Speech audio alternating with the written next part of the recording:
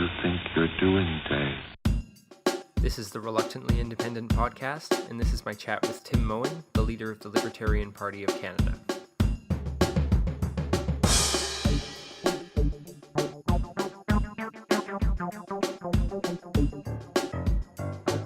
So, I do take the libertarian stance on most issues, but I do have a few reservations and a couple of concerns that I was hoping you'd be able to clear up for me.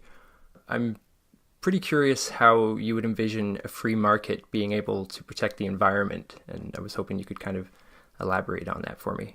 Right. So the problem of the environment is a tricky one, and the problem of dealing with environmental issues comes down to essentially the problem of the commons. And the problem of the commons is this. Let's say there's a bunch of farmers in a village who have sheep that they want to graze, and there's a nice juicy meadow just outside this village where they can graze their sheep. And so, if it's unowned land, if it's an unowned meadow, what happens is there's incentive to graze it as quickly as possible before the other farmers' sheep get to graze it and take all the resource, all the grass and juicy clover or whatever from the meadow. And so game theory tells us that what happens is these farmers graze as quickly as they can, and the meadow gets despoiled and is useless and is barren, and it's no longer, people aren't able to enjoy it anymore. And so, the one way you can solve this is you can get the local town government to appropriate the land and become the stewards or the owners of that land. And that's one way of solving the problem. It's not a great way because over time, we know that government becomes less and less efficient and creates all sorts of negative unintended consequences. And, we have stacks and stacks of historical examples of how government has ruined the commons through mismanagement because they don't have skin in the game, right? That it's not their personal skin in the game. And so, you can look in Canada at the depletion of fish on the East Coast and that debacle, if you want a Canadian example. But the libertarian approach to this is to allow farmers to own portions of that meadow themselves. So now they have skin in the game. If that meadow if they graze it too quickly, if they consume all the grass and they don't think about long-term sustainability of the meadow, well, they suffer. And so they tend to caretake their own property much better than the government caretakes the commons, because again, the people making the decisions in government don't have any personal skin in the game. These people do. And so our general approach is to try to privatize things. And so, for example, I came from the community of Fort McMurray when I started out in politics. And one of the issues up there is that First Nations communities that are downstream from the oil sands are always worried about pollutants in the water that they drink from. Well, the government essentially owns that waterway. And so if there's pollutants in there, what they have to do now is they have to lobby government. They have to go through a political cycle. They have to engage all these stakeholders and go through this long, huge, drawn-out process to deal with these potential pollutants that are potentially causing cancer downstream. And of course, you have big business in the pockets of government. And so that's an issue and that sort of thing.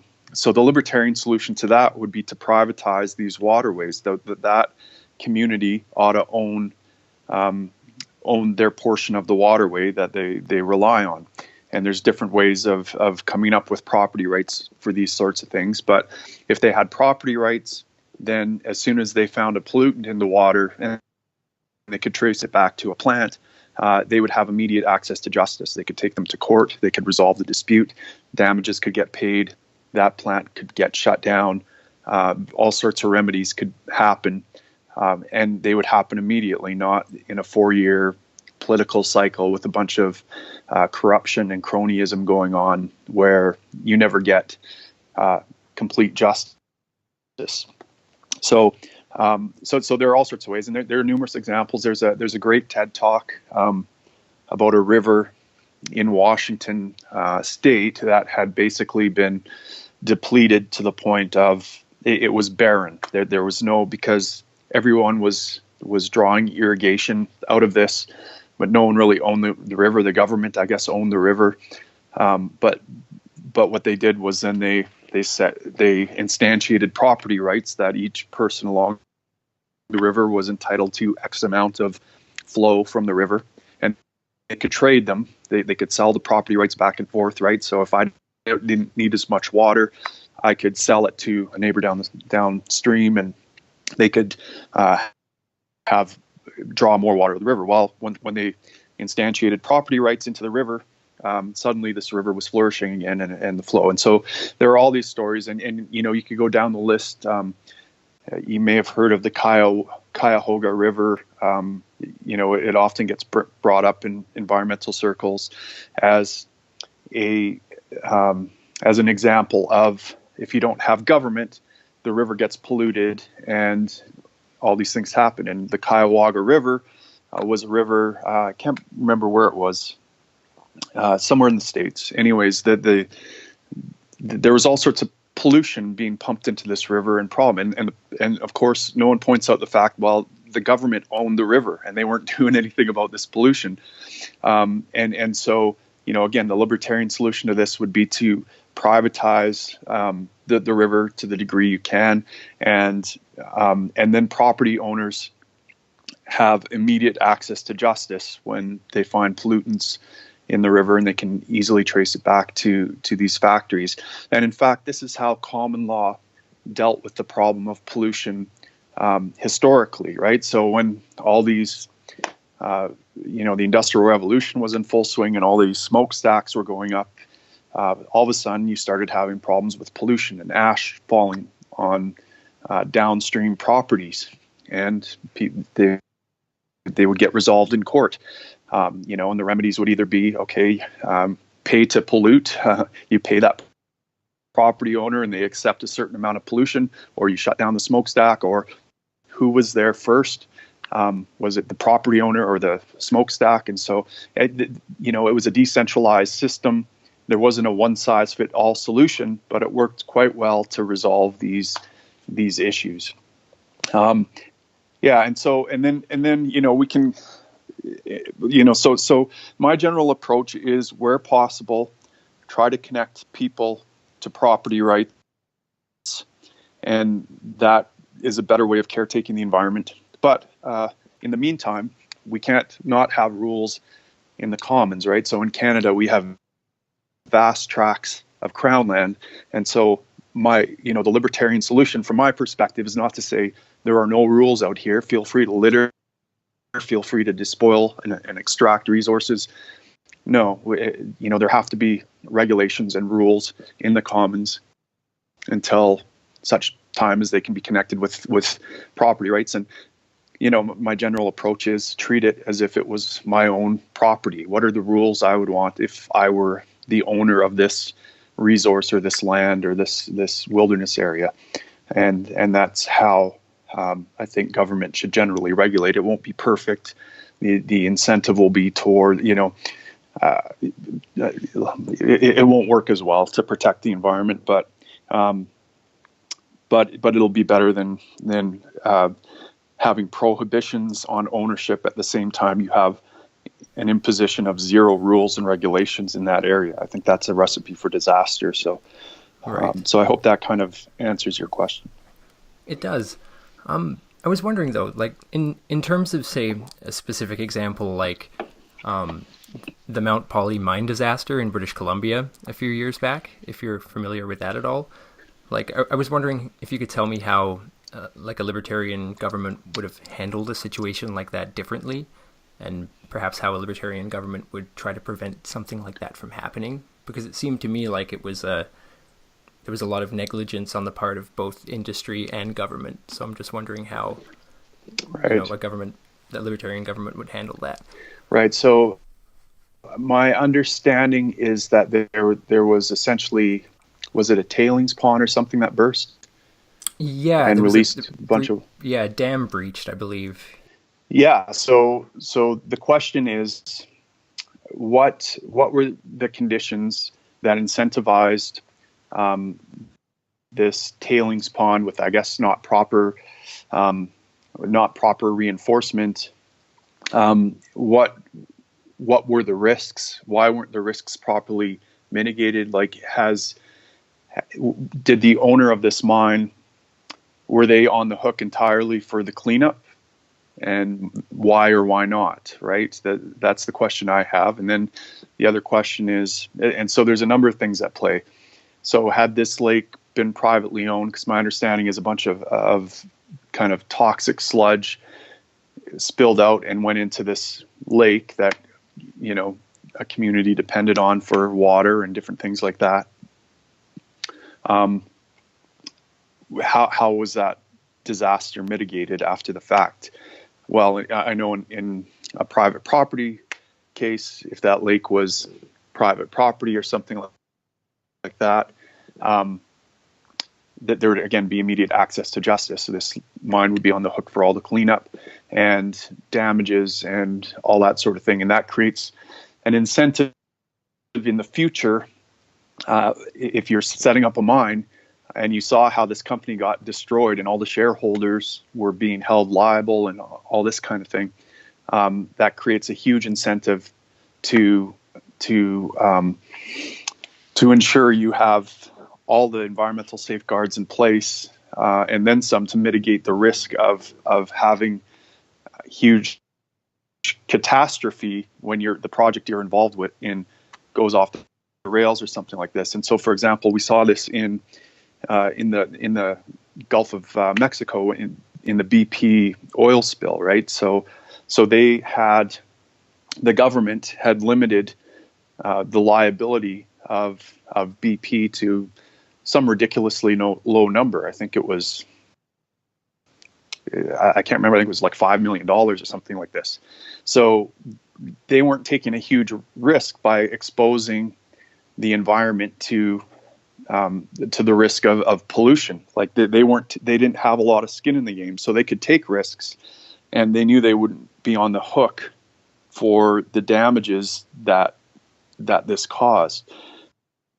And so these are the negative unintended consequences of government. So had there been some sort of ownership of the water around there, and you are coming into if you're coming into onto my property and you're going to drill oil, and you're going to be on the hook for billions and billions of dollars if something goes wrong, that creates a different incentive than if you just have to pay chump change if something goes wrong.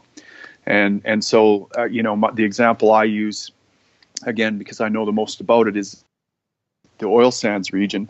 Here we have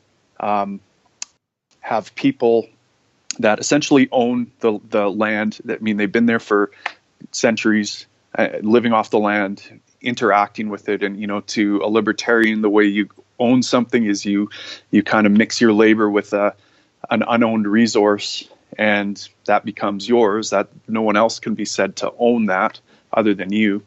While these people essentially have a property rights claim, but they got hoodwinked with these treaties where the government said, we'll give you free range here, but everything under your feet we own. Now here's a few shekels to make you happy, some tobacco, right? Well, now this is a contract that is, in effect, in perpetuity, that generations of First Nations people have to deal with. And so what happens is the Crown owns the resource under the feet, and they use their might to infringe on the property rights of these First Nations people and extract resources. And then there's all these issues about, is the environment being properly stewarded? Is reclamation happening the way it is? What about the pollution and all this stuff going downstream?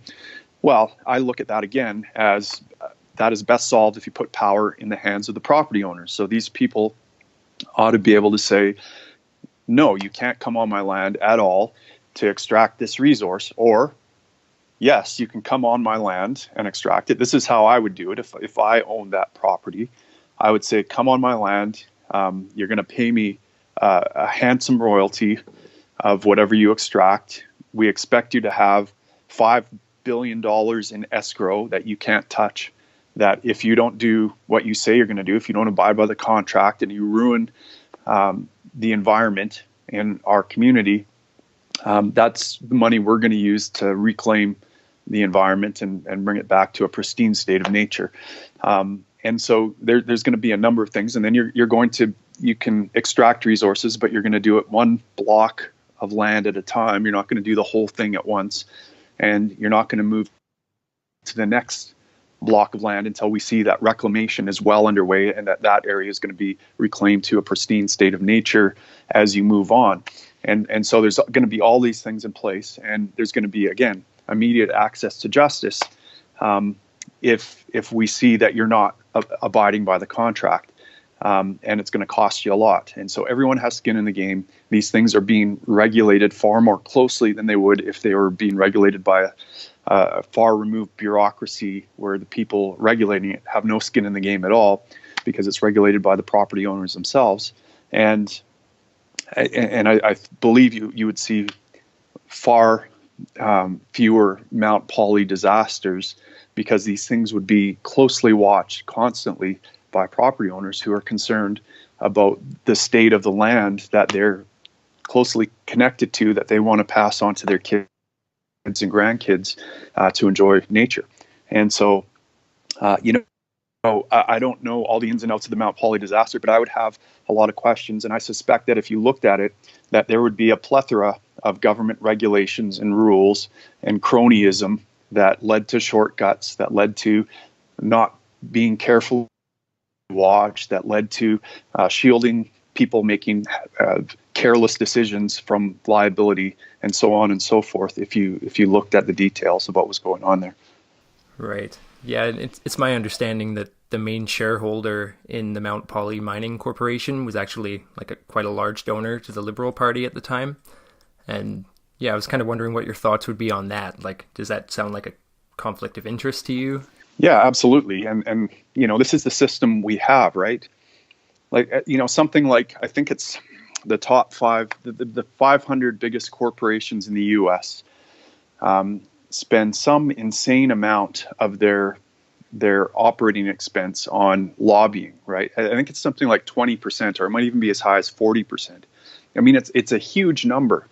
Now, why is it that they're spending all this money on lobbying the government? Well, the answer is that's the business model that pays off. And so when you have government that points its guns at people and there's no restraint on it, if there's no strong constitution binding it from doing the kinds of things that these lobbyists are asking it to do, well, then as a shareholder, as a CEO of one of these corporations, you actually have a fiduciary duty to play the game that you're in. If you don't play that game, if you don't lobby politicians, then you're actually liable to, in the system we're in.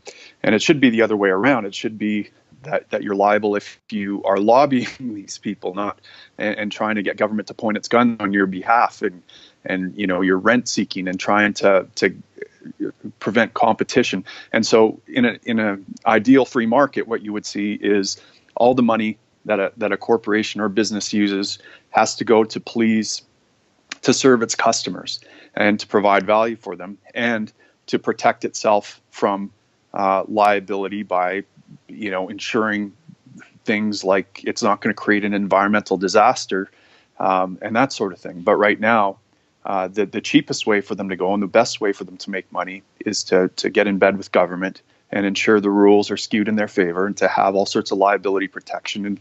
And we're seeing this in the cannabis industry right now. We're seeing exactly how this plays out. So if you want to see how cronyism and corruption occur, simply look there, right? The government, the biggest producers of cannabis in this country are connected to the Liberal government. I think the CAO or the CFO of Trudeau's campaign is one of the co-founders and major shareholders in Tweed. I think it's changed its name now, but it's one of the biggest cannabis companies. And you can guarantee that these large cannabis companies are supporting the kind of cronyist laws that are being put in place, where we're only going to have 30 licensed producers nationwide. Those 30 producers obviously are going to have a license to print money, and everyone else is going to have their kneecaps busted. And so this is how corruption occurs, right? So of course these producers are saying, well, think of the children and think about X, Y, and Z social good and public good that needs to be protected, and we're responsible. We're meeting your standard. You got to raise the standard for producers this high, and of course it's all self-serving. And they're going to make money hands over fist. That's a great business model if you can get away with it. And the point is, we can't let them get away with it. We have to restrain government to protect people's liberty, so that kind of nefarious activity isn't the way you flourish. So do you think there should be laws against corporations and lobbyists being able to fundraise or contribute to political campaigns and things like that? Well, I think that what we need, I don't know that we necessarily need laws against lobbying or against, but we definitely need the government to be restrained. It can't infringe on liberty. There has to be stronger restraint on it. And so if you had that, then there wouldn't be much point in lobbying, because you know that the government was bound and chained to that its only role was to protect the liberty of individuals. If that was the case, then there would be no point in lobbying, because you just couldn't get anywhere with it. But if you wanted to spend millions to elect someone, or if you wanted to spend millions sending a lobbyist to Ottawa you could do that. It's just that it would be an entire waste of money, and you wouldn't get anywhere in your business. So it just wouldn't happen if we had a properly restrained government. I was wondering why the proposed corporate tax rate it is lower than the tax rate that the party is proposing for Canadian individuals, because I noticed that the corporate income tax would be dropped from 15% to 10% under a Libertarian government, and for Canadian individuals it was somewhere between 15 and 25%.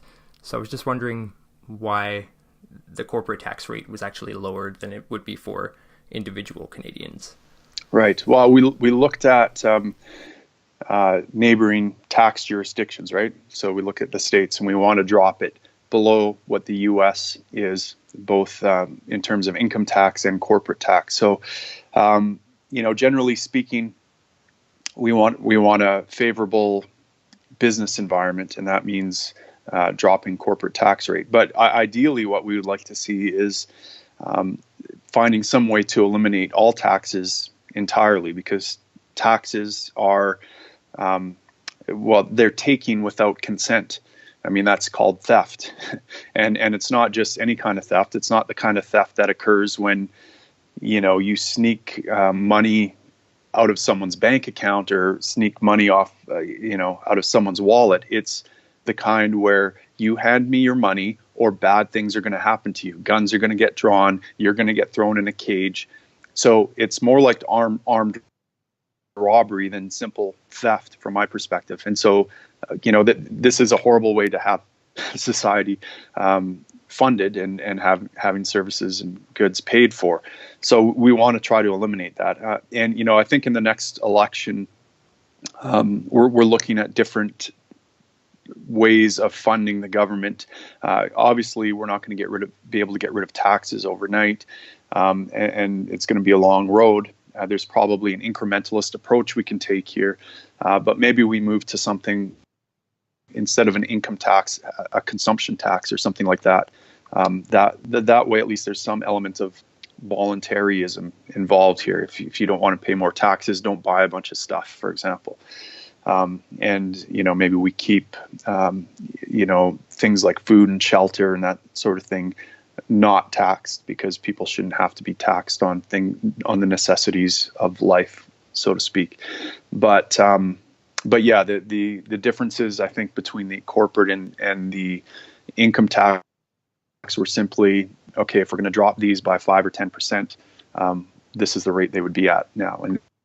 And right now, corporate tax rates are lower than income tax rates. And I think part of the reason that is because, business firms, corporations are kind of the machinery of our economy. And so we don't want to have people have to pay income tax. And then on top of that, when they start a business, pay additional fees and corporate tax as well. We want to incentivize entrepreneurship over being an employee or something like that. But ultimately, you're right. It isn't fair that that individuals are taxed at any rate, really, or corporations, but because ultimately they're all individuals. But that's a fair point. Do you agree with the idea that corporations should be viewed as persons in the eyes of the law as they are currently? I've gone back and forth on this because, I've heard arguments on both sides of this. I used to be kind of the ilk that they shouldn't be persons in the sense of, there are real flesh and blood humans that are responsible, that have ownership over the actions they take. It's hard for me to see how a corporation, a kind of non-corporeal entity, an abstraction, can take responsibility for something. And the honest answer is I don't really know right now. This is still something I'm thinking about. My instinct is that a corporation is a group of people that are working together towards a common goal. And, what happens when you fire half the people and rehire all new people? Is that still the same group of people? Is it still the same corporation? These are persons that never die, right? Like there's no, they can exist in perpetuity. And so I think that, we definitely want to ensure that individuals bear personal responsibility for their actions in the world, and that corporations shouldn't shield people from their actions, from having ownership, both positive and negative, of their actions. And so I think that certainly corporations as we know them right now, which are essentially byproducts of the umbrella corporation, the state, I don't think they'd exist in their current form. There would probably be, I think, corporations that most closely described what was going on in concrete reality, in that there are nameable individuals out there that are all working towards a common goal. We can name that group X firm or something like that, but it changes every time you see new people come in and other people leave. And so whether it's a series of contracts that are kind of form a group or something like that, I think that's the type of firm that is more likely to emerge in a free market than kind of a person that we call a corporation, or a corporation that we call a person, if that makes any sense. But for sure. Yeah, I noticed the party talks about ending corporate welfare. I'm wondering if this includes ending welfare programs in general, like all social services. Like, would that be the end goal of a libertarian government? Yeah, well, the welfare of your neighbor, I kind of see that as my personal responsibility, not the responsibility of big government. And so a number of things happen when you have big government looking after these marginalized and vulnerable people. One is that you create a culture where people are outsourcing their responsibilities, their sense of personal responsibility, to a mindless, heartless, soulless institution called government that it doesn't even do a very good job, or you could argue that it has the exact opposite effect of what it should be having on these people. So that's number one. And I see this in the fire service all the time. We'll get phone calls from people saying, hey, there's a house on fire at X, Y, and Z Avenue.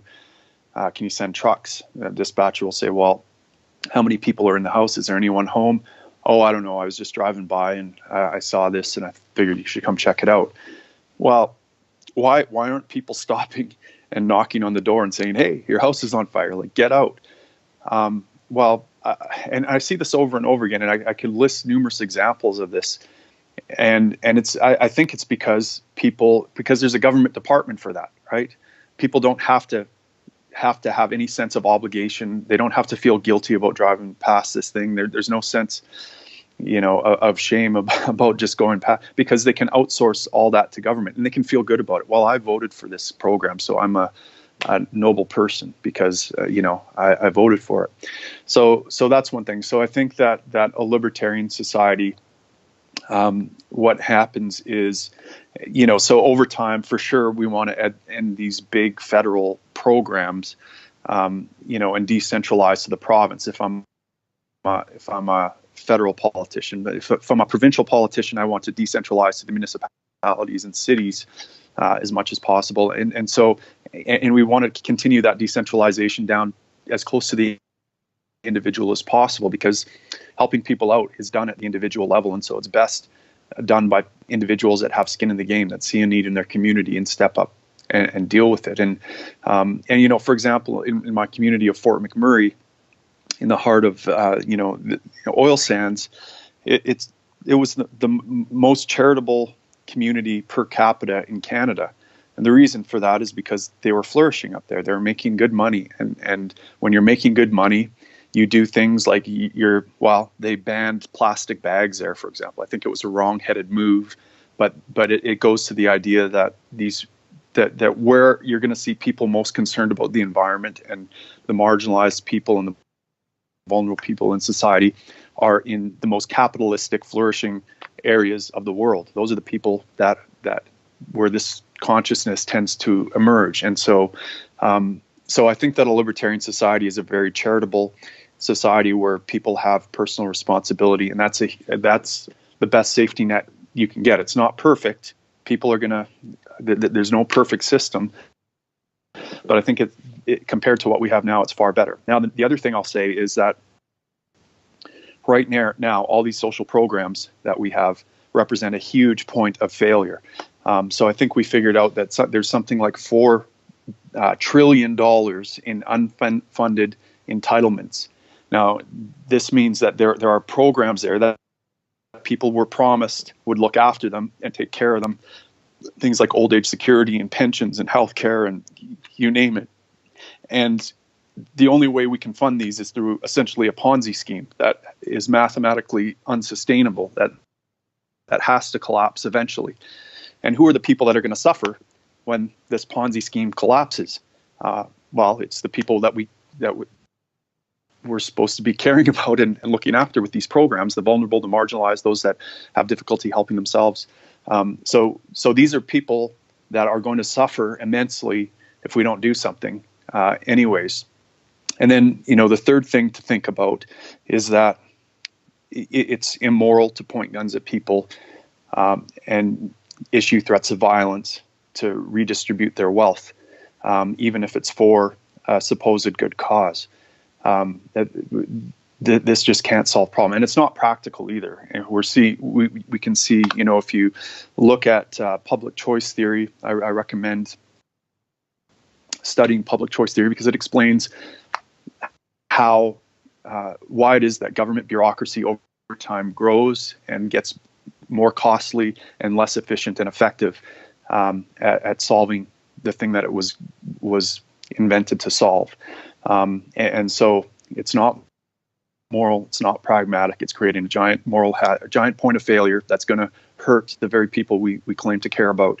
And it relieves people of their own personal responsibility. And so, we would like to get rid of all welfare, but I think we get rid of corporate welfare first. We focus on that and kill these corporations that are relying on public funds for sure. And then we wean back in a responsible way. And we do it by modeling the way and leading from the front. And so one of the ideas that came out of convention last week was that rather than campaigning and doing our typical door-to-door campaigning, why don't we do a food bank drive? Why don't we have all our candidates go out there, keep it completely non-political, and just go out and collect donations for the food bank? People ask us what we're doing, who we represent. We say, well, we're libertarians. We think that looking after our community is a personal responsibility, not the responsibility of a big, mindless, soulless, heartless institution like government. And that's why we're doing this. And I think that's the way we turn this around a little bit. We have to start taking personal responsibility for solving some of these problems. You mentioned healthcare briefly. I was wondering what your thoughts were on that. Like, would a healthcare system be something that you would want left up to the provinces at the end of the day? Yeah, we would. From the federal level, we would leave it up to the provinces. I'd want to see 10 different systems, all kind of competing with each other to see which one's going to work the best, provide the best bang for the dollar. And that creates kind of a marketplace of competition to put pressure on governments that aren't doing so well with their healthcare to look at their neighbor that's doing quite well and model it. Again, healthcare isn't sustainable, right? We figured out when I ran in a by-election in Fort McMurray that a typical household there was paying about $35,000 a year into the healthcare system. Yeah, I read about this. Yeah, and so in exchange for that, we were getting 3-month waits to go see our local family doctor. We were having 6 to 9 months waits to get an MRI. I had both my daughter and my wife got in a car accident. They needed MRIs. They had to wait over 6 months to get it done. And so, and I couldn't go get a simple blood test, right? I had to go to a physician, wait 3 months to see a physician. I was changing my diet, and I was going to go to a high fat, to a keto diet, basically. It was like a few years ago when this was a new thing and there wasn't much known about it. And I wanted to monitor what was going on with my body. And so I wanted to get a blood test every other week for 2 months so that I could read my blood labs and I could make adjustments to my diet to make sure I wasn't putting myself at risk and my health was headed in the right direction. And my doctor said, no, you don't need any of this. You only need one of these blood tests a year, and you got it done, 6 months ago, so you're good.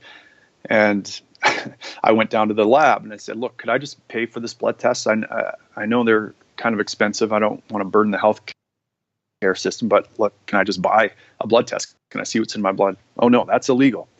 So, I would love to live in a country where healthcare is legal, where I can buy healthcare and I can sell it. I'm a paramedic as well, right? And so why couldn't I start an Uber-style ambulance service to fill in the gaps for our failing socialized system that has increased coverage gaps and increasing response times, and people are dying? Why can't a market solution be provided? And so, I've said this over and over again. In one debate I was at, I said, look, I'm not looking to get rid of the public system. I say we keep it there.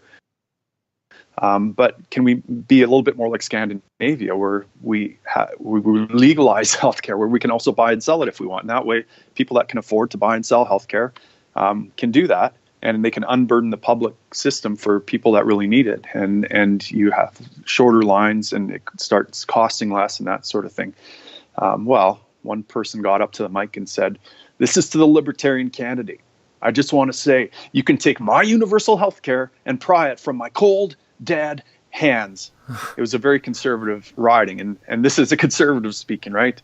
Right. You could pry my, and so, I mean, and the audience erupts in applause. I mean, it's a tough nut to crack. I mean, the only thing I could say back was, look, sir, I'm a paramedic. I give health care. I don't take it away.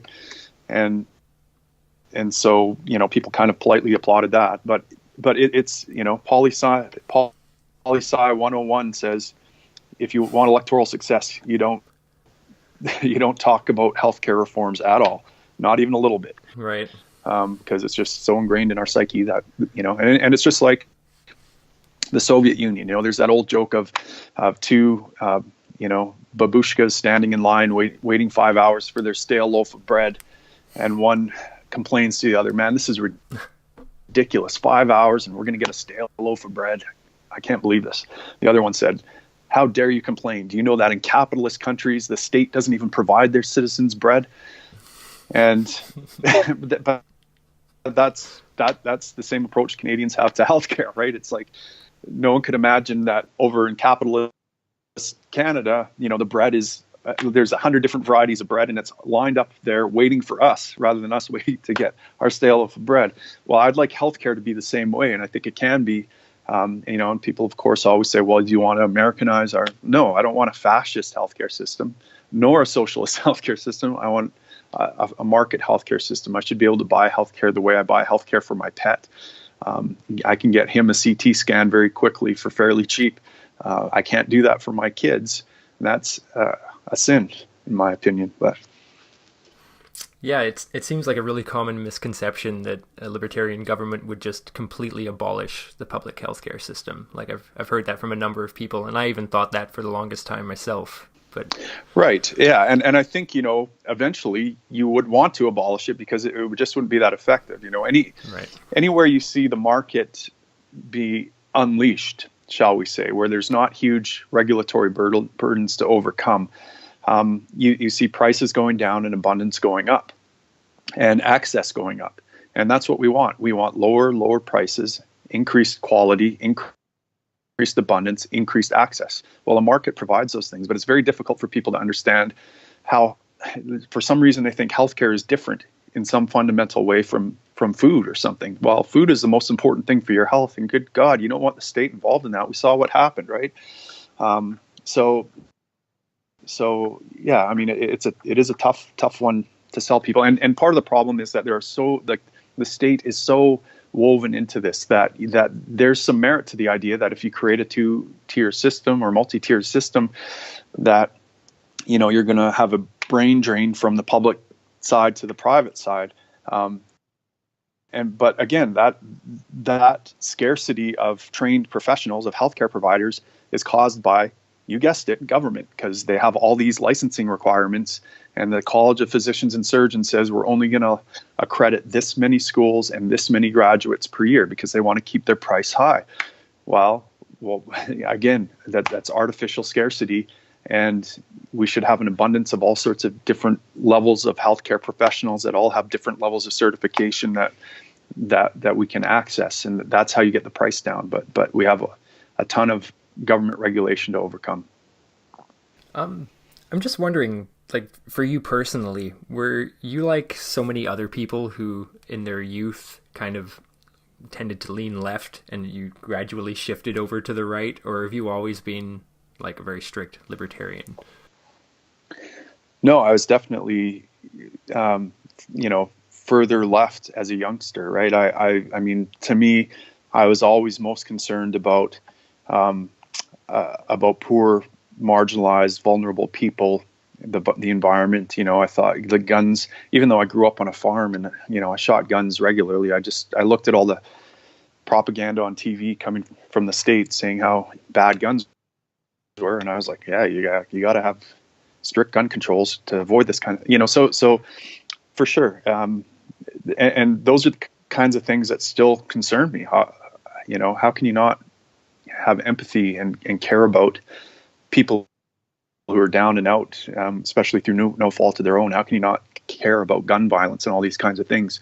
It's just that over time, I've come to look at things from a systemic point of view and see that many of the problems that we're worried about, the poverty, the violence, the suffering that we see in the world, can be traced back to an unintended negative consequence that government created. It ruins culture. It creates an environment for violence. The drug war is the cause for most gun violence we see in the U.S., for example. These kinds of things, if you eliminated them and got government out of the way, we would see a dramatic improvement in all the things that I care about. So I'm assuming a libertarian government would absolutely end the entire drug war. It wouldn't be limited just to cannabis. Would it be all across the board? No, we would end it right across the board. I think there's even an argument to be made that the most potent drugs ought to be the first ones to be legalized, Right. Because they're the ones that cause the most danger. I mean, as a paramedic, I've seen the side effects of government regulation creating the opioid crisis, right? We started seeing fentanyl burst on the scene right at the same time that the state started cracking down on physicians who were prescribing opiates because they were seeing all these people addicted to prescription opiates. And so they started clamping down on physicians, saying, we're going to pull your license if you keep prescribing this stuff. And at the same time, they also went to the pharmaceutical companies and said, you have to make your opioids crush proof. In other words, so in the past, if you were someone who wanted to get high on opiates, you would go to your doctor, complain of an ache or pain, say the only thing that works for me is Oxy 80s, get your prescription, crush the Oxy 80 and snort it and get your high. And it was a safe high because it was a metered dose. They put pills in dosages that aren't going to kill you, but are going to be effective.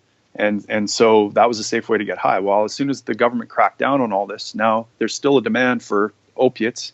And now the black market is dealing with this by taking fentanyl, pressing it into Oxy 80 form tablets, and people are crushing these, snorting them and dying. And so I've had to, do CPR and try to resuscitate dozens and dozens of fentanyl overdoses over the past 4 or 5 years, ever since they started cracking down on this stuff. And so, again, there's no perfect solution, but I think it's pretty clear to me that government creates an environment that leads to greater addiction and substance abuse problems. And it does the exact wrong thing when confronted with the problems it creates, which is to say it starts pointing guns at people and cracking down on things rather than creating the liberty for people to make mistakes, pick themselves up, and figure out a better way to operate in this world. So I think, for ethical reasons, the government can't tell me what I can and can't put into my body, and it can't punish me for me choosing to not put healthy things in my body. And B, it doesn't work to do that either. So it's unethical and it doesn't work. And those are the reasons we'd want to end the war on drugs. Yeah, well, I'm with you on that one 100% for sure. Well, I think that's probably a good place to wrap it up. I think you've covered a lot of the things that I was curious about. So I really appreciate it, Tim. No problem. If you have any other questions, we can chat again. Happy to do it.